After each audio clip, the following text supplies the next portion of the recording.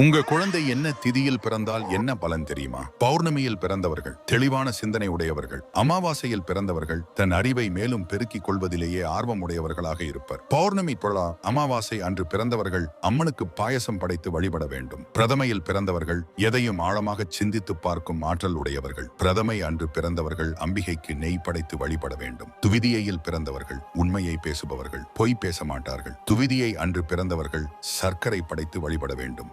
திருதியையில் பிறந்தவர்கள் தான் நினைக்கும் காரியத்தை செய்து முடிப்பவர்கள். சதுர்த்தியில் பிறந்தவர்கள் மந்திர சக்தியில் விருப்பமுடையவர்கள். சதுர்த்தி அன்று பிறந்தவர்கள் பட்சணம் படைத்து வழிபட வேண்டும். பஞ்சமியில் பிறந்தவர்கள் பொன் ஆசை உடையவர்கள்.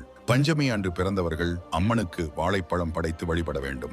சஷ்டியில் பிறந்தவர்கள் செல்வந்தராக விருப்பப்படுவார்கள். சஷ்டி அன்று பிறந்தவர்கள் முருகனுக்கு தேன் படைத்து வழிபட வேண்டும். சப்தமியில் பிறந்தவர்கள் மற்றவர்களின் மேல் இரக்க குணம் உடையவர்கள்.